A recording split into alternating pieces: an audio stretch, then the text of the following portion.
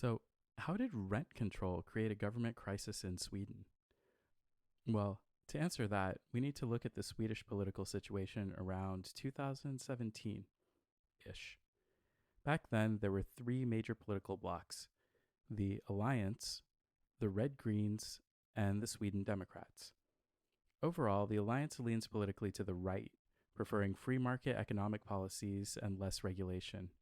They consist of Moderaterna, Kristdemokraterna, Liberalerna, and Centerpartiet. On the other side, we have the Red Greens, who lean politically to the left and favor more government led social policies and tighter economic regulation. They consist of Socialdemokraterna, Miljöpartiet, and Vänsterpartiet. Then we have the Sweden Democrats, consisting only of Sverigedemokraterna. Their agenda is less economic and more cultural. Their main goal is to defend against or counteract what they see as negative social influences from current immigration policy. Voters from the other two blocs have traditionally seen the Sweden Democrats as too extreme, and so have generally requested that their politicians refrain from any negotiation with them when possible. So then the 2018 election happened, and here's how the various blocs did. None of the blocs had a clear majority, and the two major blocs were almost evenly split. No majority means no prime minister, meaning a potential special election. Looked like things were at a standstill. Except they weren't entirely.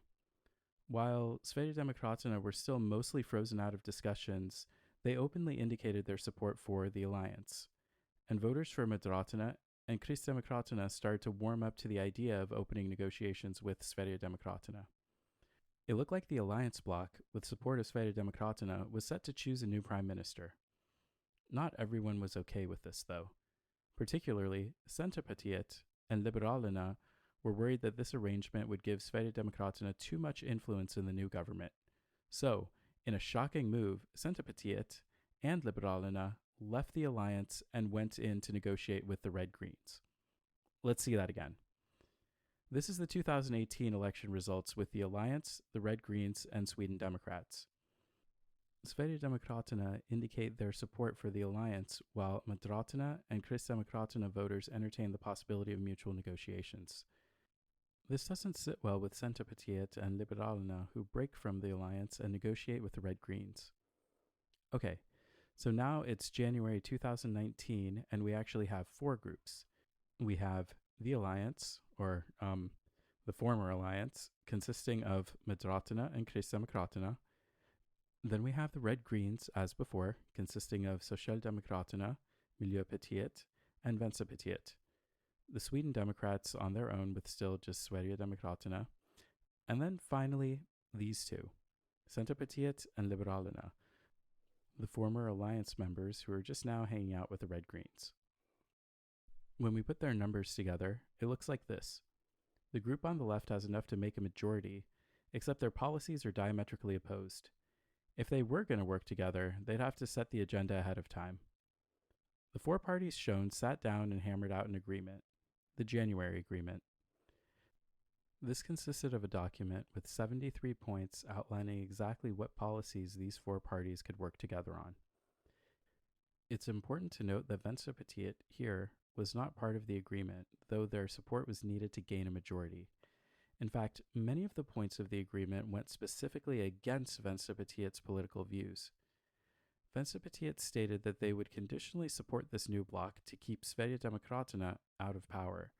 But if key elements of this agreement were to actually be enacted, specifically those that they were opposed to, they would withdraw their support for this new bloc and its prime minister. Okay, let's switch gears and briefly talk about housing and rent. There are many difficulties around getting decent, affordable housing in the more populated parts of Sweden. No one disputes this. The question is around how to solve this housing problem. Another important point to know is that rental units in Sweden tend to be rent controlled. That is, you can't arbitrarily charge whatever amount you want for rent on a rental unit. There are caps and limitations. Traditionally, these limitations have been negotiated with the help of Hyresgästföreningen, the Association of Renters. One proposed solution to the housing problem is to just remove the caps and limitations.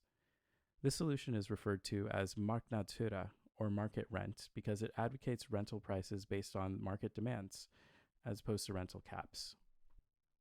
The belief is that doing this will ease some of the difficulties around finding housing by letting demand keep up with supply, and ultimately encourage new housing to be built through profit incentives. Critics of this solution say that this approach would only serve to exclude low-income renters from high-demand areas, segregating society even more around income. They also say that this approach doesn't actually guarantee that new housing would be produced or available either. Traditionally, and when I say traditionally, I mean 2017-ish, the Alliance has been for the idea of marknadshyra, so eliminating rent control and just letting the market decide, and the Red Greens have been against it. Sweden Democrats have had varying opinions throughout time. As of the making of this video, though, they've declared themselves against it. Okay, back to the January agreement. One of the points in the document here was around marknadshyra. Specifically, the agreement was to eliminate rent control in some new buildings being built in certain areas. Now, it appears the rent control part of the January agreement will be implemented soon. This is despite Vänsterpartiet's objections that current plans will go too far towards eliminating rent control. Unable to sway the members of the January agreement, Vänsterpartiet has withdrawn their support for this governing coalition. If we look at the numbers now, this is what we see. The January agreement group, as of right now, doesn't have enough of a majority to govern. Vänsterpartiet has started a motion of no confidence in the current prime minister. Here are the possible outcomes of this action. No change. It's possible that all of the groups that are now not in power decide it's better to keep the current prime minister, and therefore they don't back the motion, and no change occurs. This seems unlikely, but still a possibility. Same coalition, keep rent control. This is the outcome Vänsterpartiet is looking for. They want to keep things as they are, except keeping rent control in high-demand areas. They'll try to negotiate with this outcome both before and after the vote. New Prime Minister. It's possible that the existing parties with their existing numbers will come together in a different way to elect a different Prime Minister. This also seems unlikely, but not impossible. New election. If there are 4 failed attempts to choose a Prime Minister, then an election must happen within 3 months of the last failed attempt. This is definitely a possibility if every party now remains inflexible in their stances. Any of these outcomes will have far-reaching implications for the Swedish political landscape and possibly the rental market going forward. And that's it.